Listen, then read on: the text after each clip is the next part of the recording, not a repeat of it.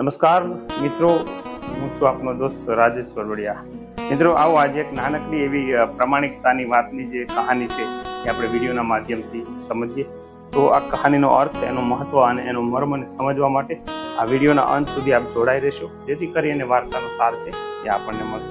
એક નાનકડો એવો ગામનો રોડ હોય છે અને રોડના કાંઠા ઉપર એક યુવાન છે એ પોતાનું ગેરેજ ચલાવતો હોય છે. નાના મોટા વાહનો કે ગાડી રિપેરિંગ કરે અને સાથે સાથે પંચરની પણ દુકાન હોય છે. એટલે ત્યાંથી કોઈ વાહન આવતા હોય તો એમને પંચર બનાવી આપે અને એમાંથી પોતાનું જીવન નિર્વાહ છે તે પોતાનું ગુજરાન છે તે ચલાવતો હોય છે.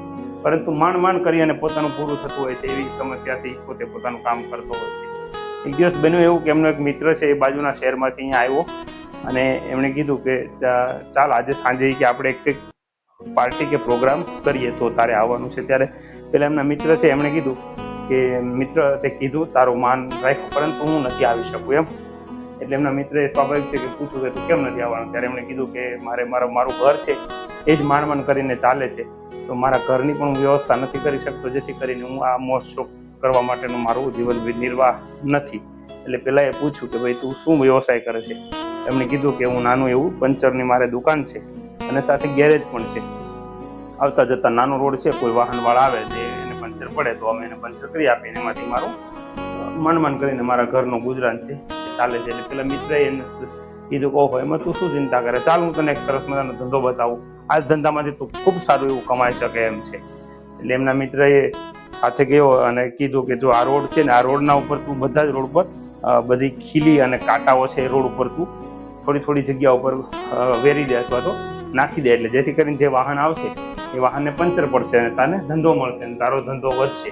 ત્યારે પેલા જે મિત્ર હતો એમણે કીધું કે દોસ્ત, તે મને આ સલાહ આપી, તું મિત્ર તરીકે તે મને કીધું કે બરાબર છે, પરંતુ તે જે વાત કરી એ બેઈમાની અને અનીતિની વાત છે. આવી રીતે કોઈ દિવસ ધંધો વધારી અને ક્યારે આપણે આગળ ના આવી શકાય. કદાચ માનું કે વાહનવાળો નથી જોતો, પણ ઉપરવાળો ઈશ્વર તો આ વાતને જોવે છે ને. એટલે મિત્ર તે ભલે કીધું, પરંતુ આવું કામ મારે નથી કરવું અને આવું કરી અને મારે પૈસા કમાવા નથી. મને જે કાંઈ મળે છે એમાં હું ખુશ છું. ઈશ્વરને જ્યારે પણ આપવું છે ત્યારે આપશે, પરંતુ આવી સલાહ મને યોગ્ય નથી લાગી. તો મિત્રો, આ સલાહ સાંભળી અને પેલો જે બહારથી એમનો મિત્ર આવ્યો હતો એમને પણ લાગી આવ્યું. એમને પણ એ મિત્રને ભેટી પડ્યો અને કીધું કે દોસ્ત, આજે મારી આંખો ખોલી દીધી કે ઈમાનદારી વગર જીવનની અંદર જે પણ હોય વસ્તુ કરીએ છીએ એ આપણને આગળ જતા ખૂબ નુકસાનકારક હોય છે. તો જીવનમાં ગમે ત્યાં, ધંધામાં કે ગમે ત્યાં, ઈમાનદારી રાખવી એ ખૂબ જરૂરી હોય છે અને ઈમાનદારી એ જ લોકોની પ્રતિષ્ઠા એ વેલ્યુ બનતી હોય છે. તો જેથી કરી અને આવનાર ભવિષ્યમાં એ મોટી સમસ્યાનું કારણ બની જતું હોય છે.